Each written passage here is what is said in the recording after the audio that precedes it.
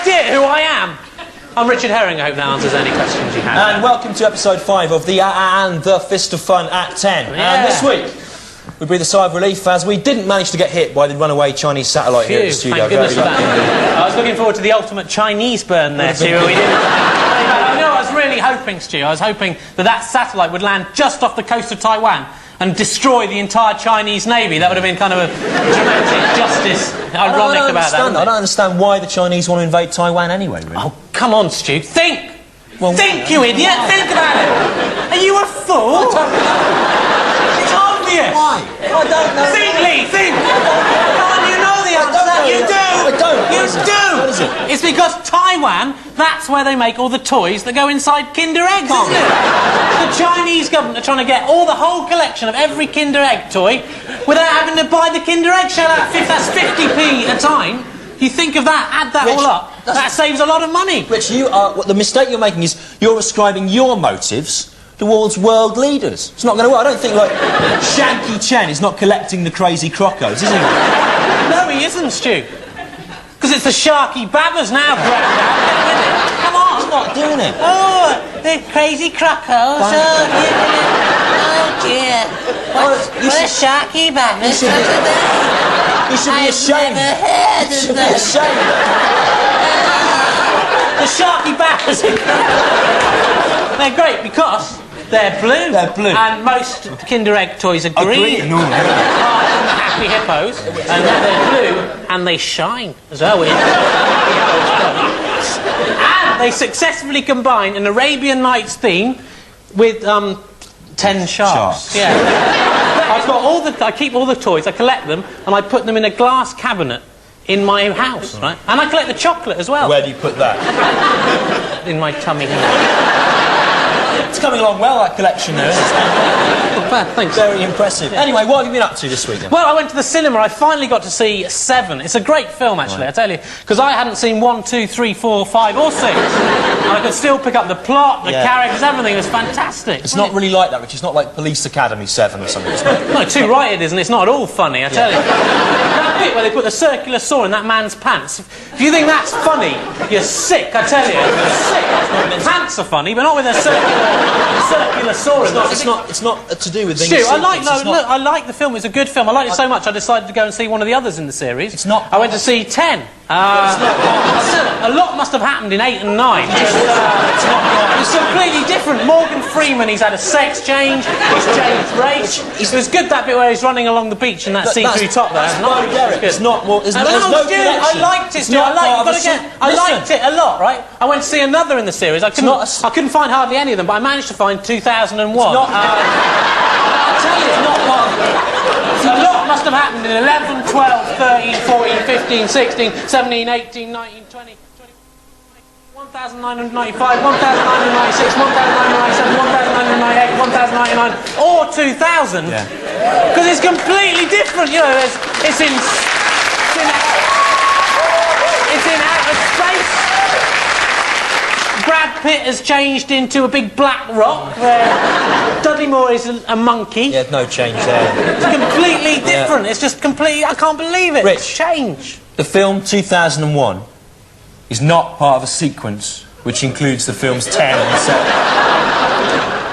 I wish you'd told me that halfway through the counting or something, because they'll be able to cut some of that out, that countdown. Oh, yeah. It'd be a very, very dull programme, just you counting. I think you've tried this audience's patience to the limit now. Look at me, I'm an old man. When this began, I was young. How come I've stolen the best years of my life. How come your moustache hasn't grown with the rest?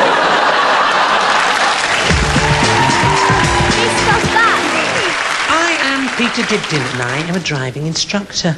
The Brussels bureaucrats are introducing a new stringent, overcomplicated, pedantic written highway code exam, which makes my job as a driving instructor all the more pleasurable. Hello there, and before we start, there's just a small matter of the fee. That's £20 each per lesson, please. £20? Yes, Mr. Robinson, £20. Perhaps if you could drive, you'd be able to make some money from your skill. But you can't, can you?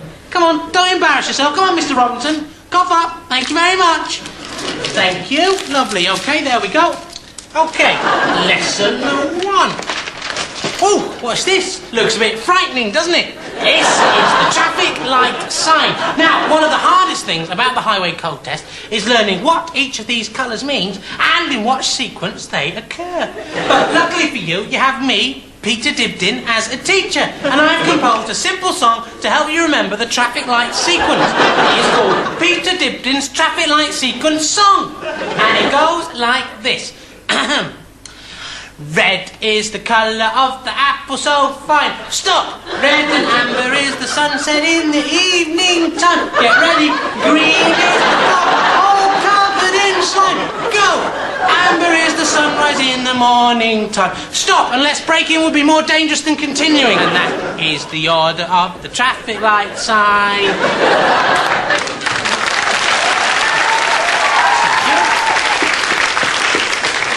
It's easy, isn't it? So, Julie, perhaps you'd like to sing the song for everyone. Off you go. Red is the colour of the sunset, and... I can't remember, I'm sorry. Are you stupid, Julie? Are you a stupid fool? Do you have a memory, Julie? Yes. Well, why can't you sing the song then? My nephew Chris knows the song already. He is 3 years old. How old are you, Julie? You look about 60. I'm 39. Well, why can't you drive then? You can't even drive, you stupid old woman. Sally, perhaps you were listening. Perhaps I wasn't completely wasting my time like I was with old cloth ears here. Come on, Sally, sing the song, Sally, sing. The colour of the traffic lights is red, red and amber, green, amber, red.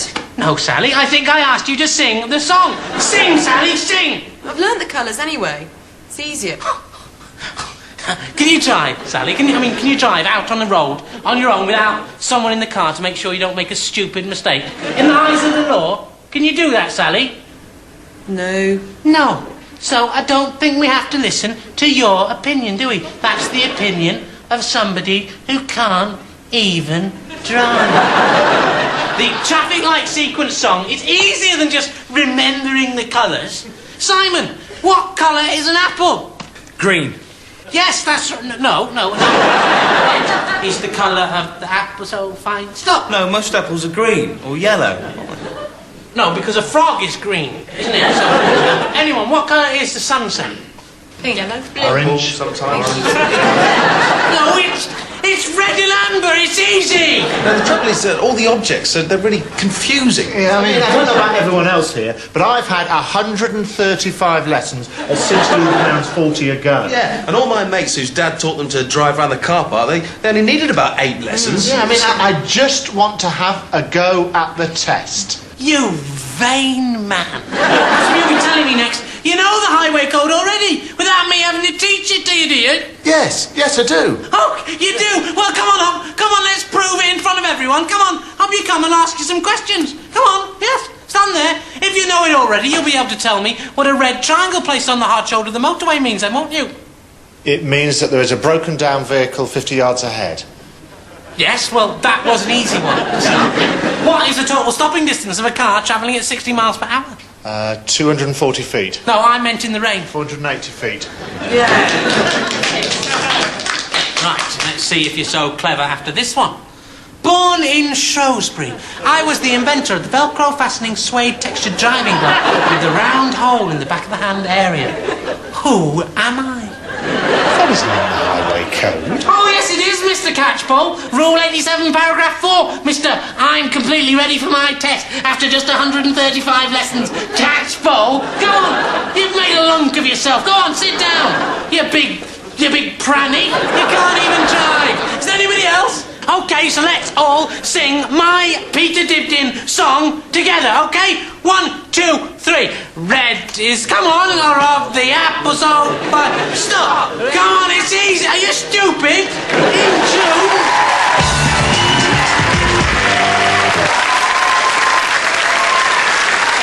Beatles is great. Have you heard that they're back where they belong at number 4 in the hit parade? Oh, is that where they belong? At number 4, specifically number 4. Ice-T, the Sex Pistols, Paul Simon, the Beatles, 4. Oasis at 8, the Smurfs at 12, proportionally. That's how it works. It's great, isn't it? Great new song. Have you heard it? Yeah, it's great, Rich. Brilliant. If you like a load of old C90s cobbled together in an attempt to metaphorically piss into the open grave of one of the greatest songwriters of the 20th century. Brilliant.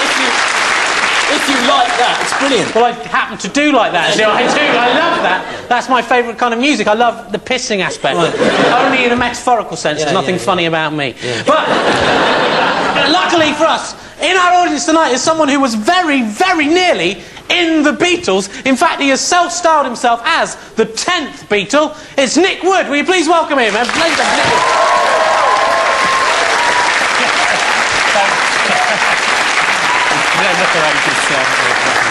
Okay, Nick, the 10th Beatle? Yeah. Well, the way I look at it is this, that there are about 5 other people who have a better claim than me as far as nearly being in the Beatles is concerned. So you add them to the original 4, John, Paul, Ringo and... Well, George. George, yeah. And there you go, I'm the 10th Beatle. God, it must be quite a story. So tell us, how did you nearly get into the Beatles? Well, here I go again. I've told this story so many times. Oh, yeah. Well, I saw the advert in a newspaper, and it said, wanted, drummer for new band. Incredible, a new band, the Beatles. Yeah. You know, and I actually thought about replying to it, you know. And if I had actually replied to it, you know, I would have been drumming the drums instead of Ringo. When I think of what I missed out on, you know, I feel sick. Sorry, can I just get this straight? Just your claim to nearly be in the Beatles is that you saw an advertisement in 1962? No. Oh, sorry. No, not in 1962. No, a friend of mine in Gosport, where I come from, Jody Rook, he showed me an advert from an old Liverpool Echo from 1962 in 1983.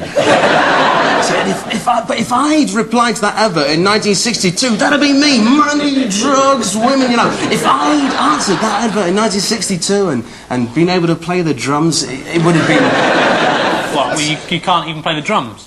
Well, it's just banging a bit of an old stick about, isn't it? Oh, well, maybe if you'd seen the advertisement like 2 weeks before the audition, you could have learned to play the drums in time. Well, yes, but they'd have had to wait a little while because I wasn't actually born until 1970.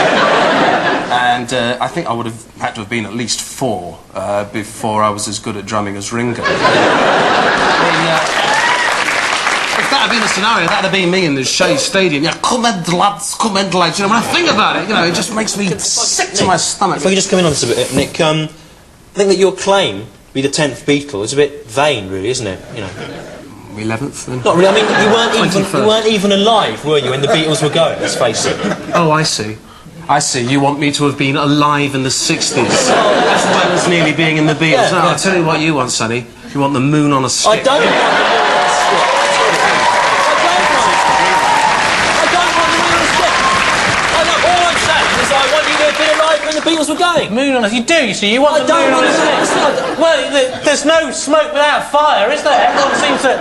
The 10th Beatle seems to think you want the moon on a stick. Only because you told him I want. I've never met you before in my life. I came to that conclusion on my own. That's what everyone says about you, Stu. That's your reputation, Stu. People go down the street, they go, shh, there's that moon stick bloke. That's you. That's you. I don't want it. Anyone who says I want it.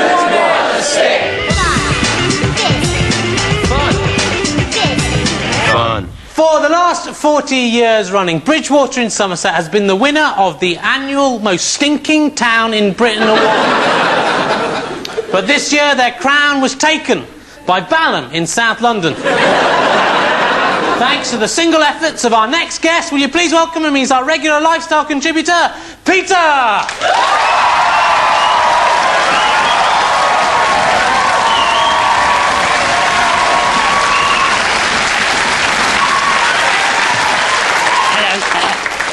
What are you doing, Pete? Me and Alan Milk Carton Body, we've been making a film. Look. This is my megaphone. I found it round the neck of a dog that was lying very still in Balham High Road. Anyway, this is my film coming up. That is my guide to eating out cheaply. Lights, camera, Balham. 2,000 years ago, I was working as a shepherd in a semi-mythical, pre-biblical land. My job, basically, was to look after these sheep in a hillside pasture, overlooking a village, the economy of which was very dependent on the sheep farming industry. Well, the work was very easy. The sheep, as you can see, are very docile. And the only real risk to them was from predators, such as maybe a wolf. Oh, not surprisingly, after about 4 days, so on about the Thursday of the first week, you know, I was bored out of my mind. What can I do to liven things up a bit? I know! So I walked to the edge of the hill overlooking the village, the economy of which was very dependent on the sheep farming industry, as I said, and I shouted, "Villagers! Come quickly! There's a wolf!" Protect our sheep! Wolf! Take the onions! Come on! Quick, it's real! Come on, there's a wolf! Where's the wolf? Where is it? Where is it? Where's the wolf? There isn't one. I was joking. Sorry. It was a joke. I get it, no wolf. That's quite a good one. Look, I can appreciate that for you it can get boring doing this shepherd job, and for you it may seem quite funny to pretend there's a wolf, but your actions were irresponsible. My forge will have gone out now, and all the village workers will have lost half a day's work. Yeah, he's got a point. Yeah. It wasn't funny. Well, look, the fishmonger thinks it's funny. Look. He said there was a wolf, but there wasn't. No wolf! Look, don't encourage him. Look, we'll put it down to youthful high spirits this time and forget about it, OK? But don't do it again. No, I won't. Then I made a sort of sad face so they'd think I was ashamed. But secretly, I was laughing at them behind their backs, and they never knew. About a week later, I was bored out of my mind again. I know, I'll do that shouting out about the wolf thing again. That worked. So I went over to the edge of the hill overlooking the village, the economy of which is very dependent on the sheep farming industry, as I said, and I shouted out, "Hey, villagers! Come quickly! There's a wolf!" What, really? Yes! I know that there wasn't before, but there is one now this time. All right then, come on. Come on, it's an wolf-based emergency. Come quickly, there is a wolf. Where is it? Where's the wolf? It's in those bushes up there. Where? Where? We can't see any wolf. Ha ha! There isn't one. I tricked you. Again? Didn't you listen to what I told you last time? It really isn't funny this time. Look, the fishmonger's still laughing, look. It's funny. He said there was a wolf, but there wasn't. He's tricked us all again. No, it was quite funny last time, but it's not funny a second time. I think it's funnier.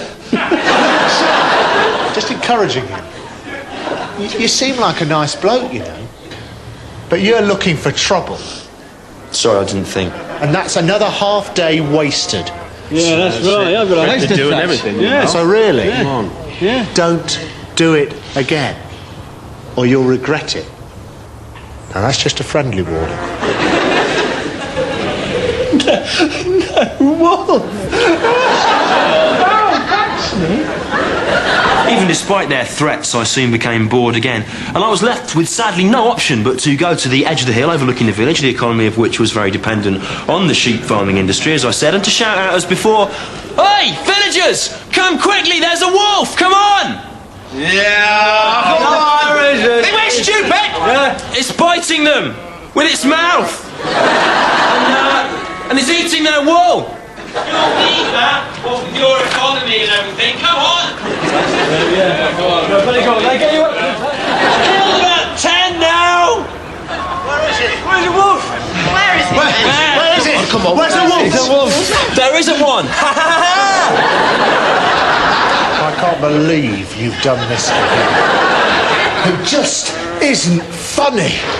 Even the fishmonger doesn't think it's funny now. Well, I think the fishmonger does think it's funny, but he's suppressing it because he's scared all you men are going to hit him. No, I don't. I did find it funny the first 2 times, but that's boring. Look, it just isn't funny. It's just the same joke every time. I mean, maybe if you had the imagination to have the sheep being attacked by some other animal, vary it a little bit, like a mountain cat, then maybe it would be funny. Or even a surreal animal, like a fish. But you didn't do that. It's just the wolf joke every time, and it isn't funny. It's boring and repetitive. Yeah, but for me, right, it's the repetition that makes it funny. The actual audacity of not even having the imagination to vary the animal. That, for me, that's what makes it funnier every time.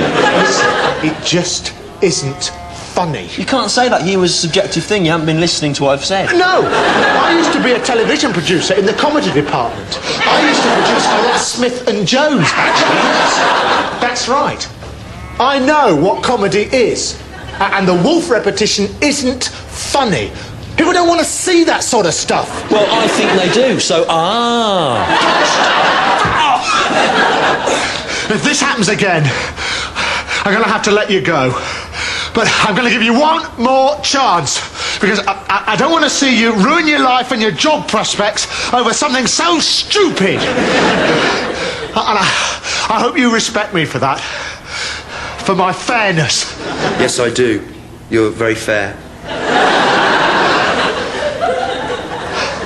I didn't respect him, really. I thought he was weak.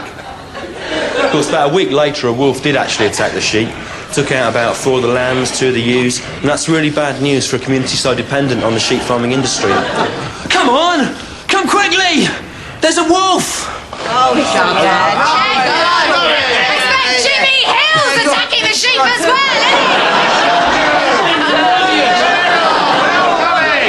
Well, within minutes, the flock was decimated, and the most basic short-term economic survival of the community that had employed me was called into doubt. Needless to say, I was sacked. You not trusting me about Somerset, it's a bit like that, isn't it? It's a kind of like a boy who cried wolf situation. Is that it, Stewart? Yeah. So you spent the last 8 minutes of our time telling us a story we already know in much more detail than actually is required. Do you think that's a worthwhile thing to do? Yes, I do, yeah.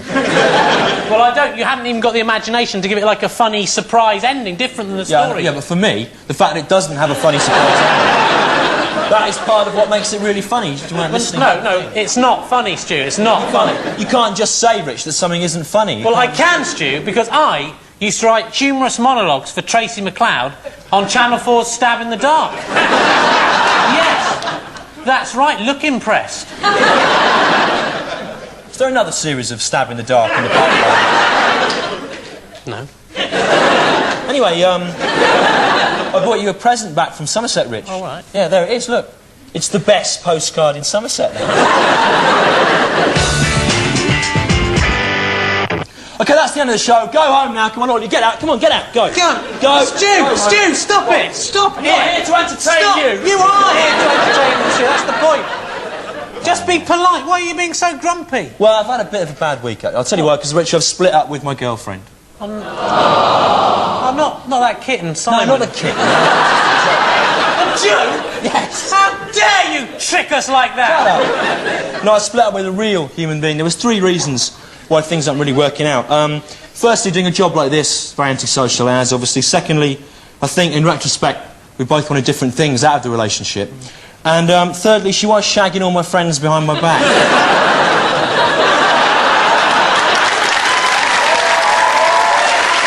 Although I have since learned that I did pass on to them all my genital warts, so... You see, every cloud's got a silver lining, hasn't it? Hi. Genital warts is like big green things and you squeeze and stuff comes out. Oh, that's peas, Rich. Oh, yeah, I've got peas, yeah. Patsy Kensit's got peas. Yeah, I've got the seeds from her.